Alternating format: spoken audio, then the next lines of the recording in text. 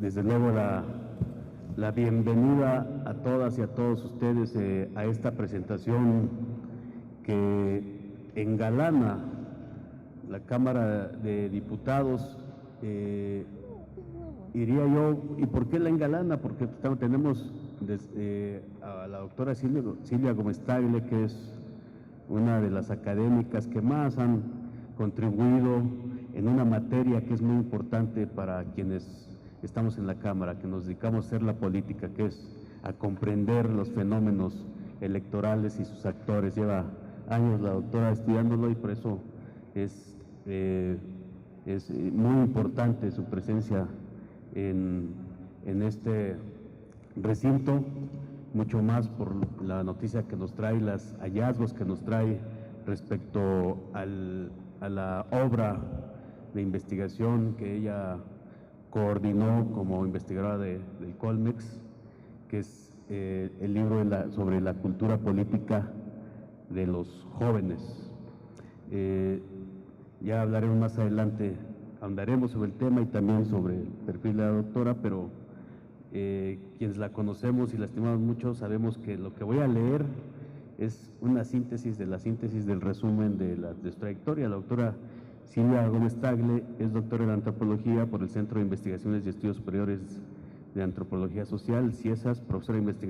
investigadora del Centro de Estudios Sociológicos, el Colegio de México, e investigadora nacional del Sistema de Investigadores Nivel 3, directora de la revista Nueva Antropología, especialista en el estudio de procesos políticos y transición a la democracia en México. Es un honor, doctora, que esté aquí con nosotros y sobre todo por el tema y las noticias, los hallazgos que nos trae. Nos acompaña también el doctor Antonio Pérez Islas, lo presentaremos en su momento, y el doctor Roberto Gutiérrez López, ambos representantes de dos instituciones académicas importantes, de la UNAM y de la UAM, respectivamente, quienes vamos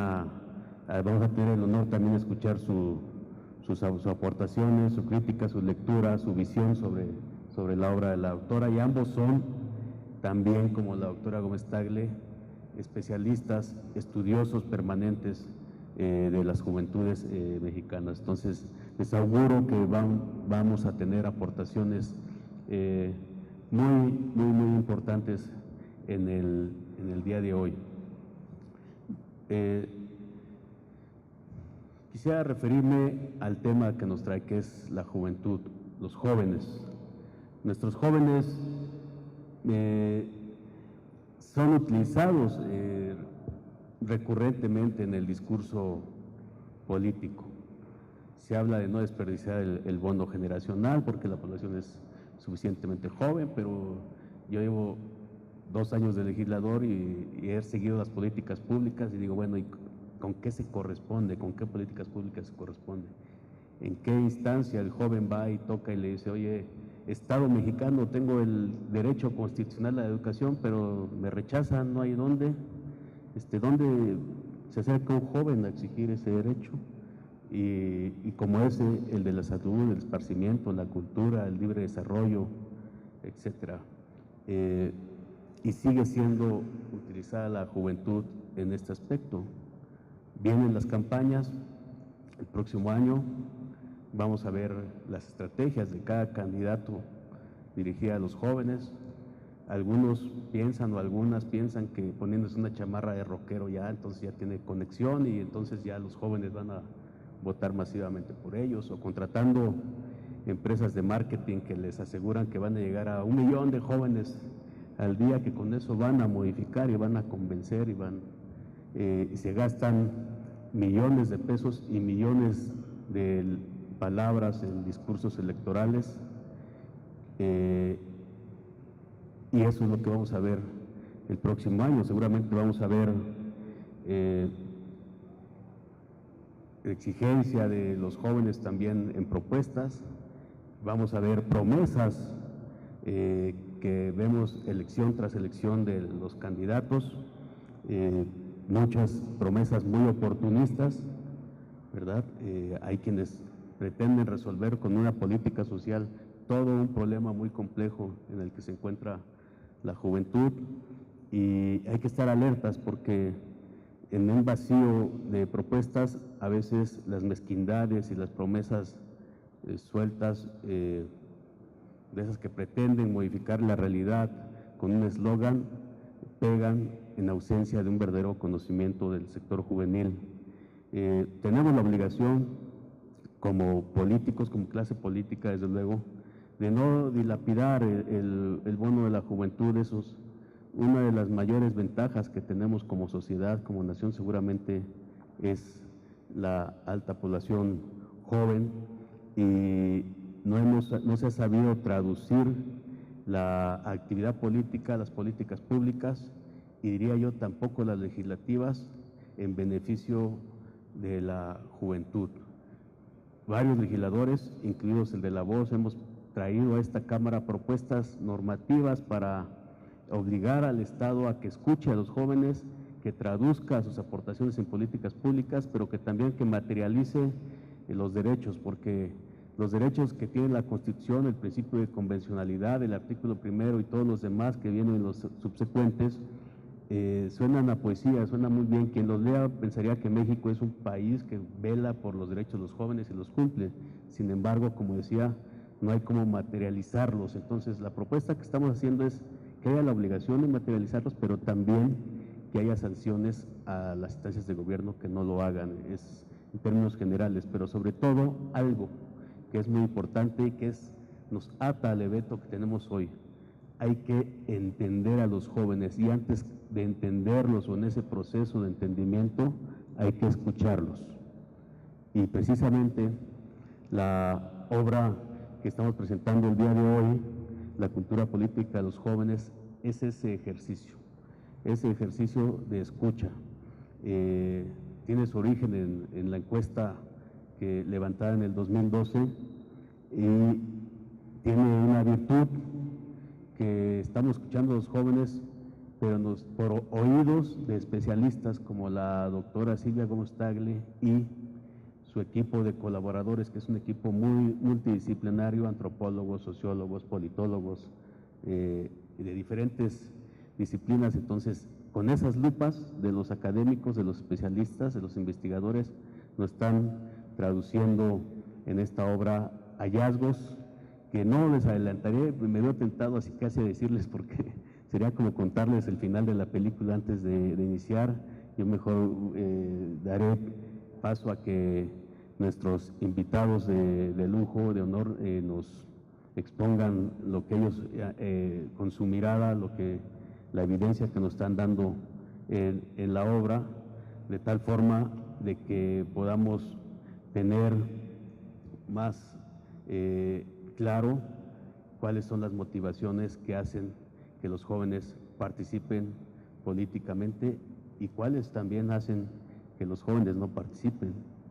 Lo hacen por qué motivaciones familiares, sociales, académicas. Eso es parte de lo que vamos a descubrir. Secretario, por favor, acompáñenos. Está el secretario nacional de los jóvenes del PRD, Sergio Leiva. Adelante, bienvenido. Es uno de nuestros comentaristas posteriores.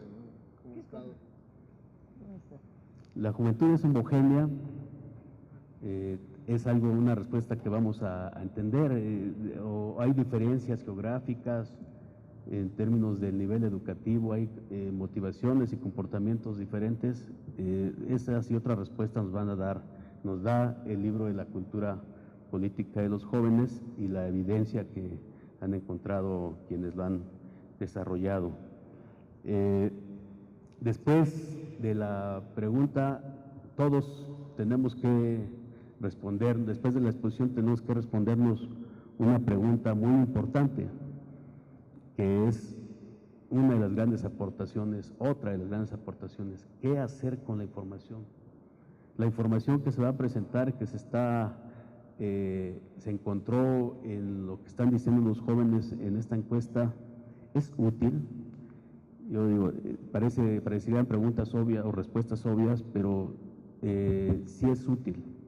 depende en manos de quien esté. Y aporta para quienes estamos dedicados a trabajar con los jóvenes o desde la perspectiva juvenil, porque aquí hay varios dirigentes de organizaciones juveniles de diferentes ámbitos, le aporta elementos también para comprender mejor, aporta herramientas también para la juventud y hablando como político nos aporta herramientas también para conocer mejor al sector juvenil en el país y desde luego haremos un balance una vez que terminen las exposiciones para ver qué herramientas, qué alcances y cómo debemos de utilizarlas. No podemos, sino cómo debemos de utilizar los hallazgos que tenemos a nuestro alcance con esta gran obra y así dejar de depender de las fórmulas mágicas, de las ofertas de empresas de marketing que los candidatos contratan, decía yo, que pagan millones para ver cómo convencen a los jóvenes y basta nada más con escuchar a la academia, a los académicos, de leer esta obra para darnos cuenta de que hay motivaciones que rompen mitos sobre lo que se piensa del comportamiento político de los jóvenes y de esos hallazgos y de esa información que rompe los mitos que tiene la clase política es de lo que vamos a hablar para descubrir el potencial enorme que tenemos en la población juvenil. A continuación vamos a pedirle que nos dé sus comentarios el doctor Antonio Pérez Islas. El doctor ha desempeñado diversos cargos públicos, el último entre los años 1996 y 2006 como director de investigación y estudios sobre juventud y como director de la revista Joven del Instituto Mexicano de la Juventud. Actualmente es investigador del Seminario de Educación Superior y coordinador del Seminario de Investigación en Juventud de la Universidad Nacional Autónoma de México. Ha publicado múltiples trabajos sobre el sector juvenil y sobre políticas públicas a nivel nacional e internacional, entre los que destacan la Coordinación General de las Encuestas Nacionales de Juventud 2000 y 2005 y el libro Historias de los Jóvenes en México, su presencia en el siglo XX, coordinado conjuntamente con Marixa Urteaga. Es una obra del año 2004. Vamos a obsequiar unos libros de la doctora, no alcanza para todos, por lo menos ahí les van a pasar un papelito donde dice el libro, pues ese va a ser el que va a ganar para dejarlo a la suerte y que no piensen que hay favoritismos. Y también para quien nos está observando, la mala es que ya se agotó, yo personalmente lo he comprado 3 veces, las 3 veces lo he tenido que obsequiar porque ya está agotado en muchas librerías, tal vez por allá en algunas si le buscan pueden encontrar un ejemplar, pero la generosidad de los investigadores, la generosidad del CONMEX y de las instituciones que participaron, que fueron varias, es una buena noticia porque existe los datos y de la obra en línea, en internet, entonces quien quiera acceder a ellos va a poder hacerlo. No van a poder, salvo que nos estén viendo, disfrutar esta lectura de nuestros invitados especiales, oportunidad de tener los resultados del estudio. Toca un tema relevante en el que es mi obligación decir que yo tengo una posición ligeramente diferente a manifestaciones recientes respecto a precisamente a la criminalización de los jóvenes. El jefe de gobierno de la Ciudad de México decía que las nuevas políticas que permiten la reinserción social por delitos menores a una población importante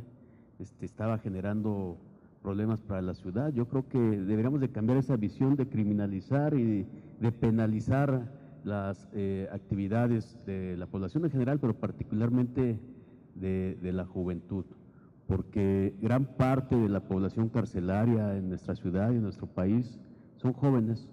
y una buena parte, recuerdo a cifras más o menos recientes, más del 50%, casi el 50% están por robos menores a una cuantía de 2,000 pesos, es decir, por robos famélicos prácticamente, y el Estado, el gobierno, es mi convicción, debe de buscar la reinserción, las penas alternativas y no la criminalización de la juventud. Por eso respaldamos también en esta Cámara la legalización del uso personal de la marihuana con ciertas gramajes, ¿verdad? Todo con exceso es malo, pero entonces, entre otras medidas que tienen que tomarse, y nos sigue planteando la doctora, como Roberto, pues la importancia que tiene que ver las políticas públicas para modificar estas inercias. Sus hallazgos, investigaciones, trabajo académico con nosotros. Nos queda muy poco y aprovechar el tiempo para agradecer, como siempre, al personal del Canal del Congreso, de la Cámara, que generosamente nos atiende y atiende a los invitados que vienen a esta Cámara, que comúnmente se dice que es la Casa del Pueblo, y sí lo es, porque aquí es donde podemos construir ciudadanía seguramente con este tipo de encuentros. Hay mucha aportación decía al inicio, para quienes son activistas juveniles, para los propios jóvenes, para los investigadores, para los políticos, para los servidores públicos, incluso hasta una asesoría como una hoja de ruta para las empresas que hacen marketing y que manejan soluciones maravillosas para que los candidatos, candidatas lleguen a los jóvenes. Pues ahora se está poniendo un reto diferente y se pone una piedra angular de decisión de que hay una cultura conservadora en la población en general, y los jóvenes no se abstraen de la misma. Por eso tienen un éxito relativo quienes hacen una encuesta para ver qué es lo que quieren y salen con 2, 3 eslogans, 2, 3 propuestas que resuelven cuestiones inmediatistas y no el planteamiento de fondo que en las diversas intervenciones yo lo traduzco en que se requiere una política de derechos, una política en la que no solamente se reconozcan los derechos de las personas, hablo sin distingos de edades, porque lo dice el artículo 1 de la Constitución, el 3º, el 4º, el 6º, y las garantías que vienen en los subsecuentes, sino una política que los reconozca, que los materialice y también los haga exigibles. Porque cualquier ciudadana, ciudadano, independientemente de su edad, pero particularmente los jóvenes, puedan acudir a un juzgado a decir: el Estado no me está garantizando agua en mi casa, el Estado no me está garantizando educación, y desde luego sean escuchados y los derechos dejen de ser poesía para que sean derechos materializables, exigibles, y de que no, si no se cumple, que haya responsabilidades de quien no los cumpla. Pero también nos plantean otros retos. Nos decía el doctor Antonio, necesitamos una educación democrática, inclusiva, para modificar creo que hay un consenso en la mesa, tal vez algunos que nos escuchan dirán que no, pero no están de acuerdo, pero hay un consenso de que necesitamos generar una educación que genere conocimiento de libertad, que los jóvenes les permita tener las herramientas para decidir en todo el espectro de amplitudes de libertades y de derechos humanos. Decía Antonio, una educación democrática, que sea inclusiva, y eso es un reto muy importante. En este momento hay 4 millones de jóvenes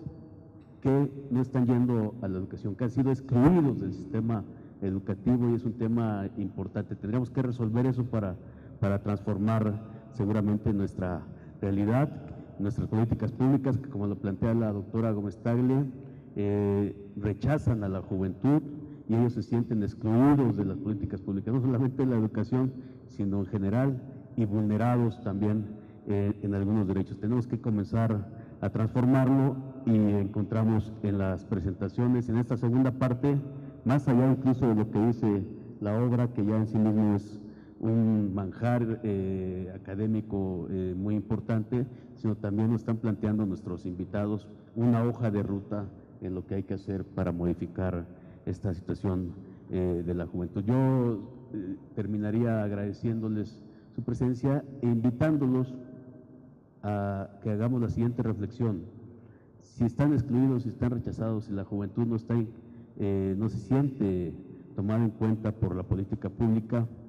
yo los invitaría a que no esperemos a que venga alguien a salvarnos,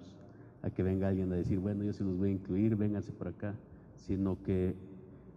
nos atrevamos a derribar obstáculos, a derribar puertas,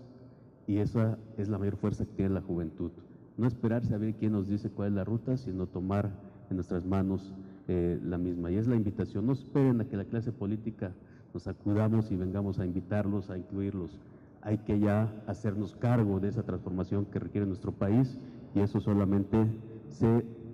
obtiene siendo rebelde y atreviéndose a hacer lo imposible. Y esa es la invitación que les hago. Muchas gracias, doctores Roberto, Antonio, la doctora Silvia Guastagle, por su excelente presentación, y gracias a todos ustedes y muy buenas tardes. Ahorita en un momento les dan los libros a quien salga beneficiado por la suerte. Muy buenas tardes a todos.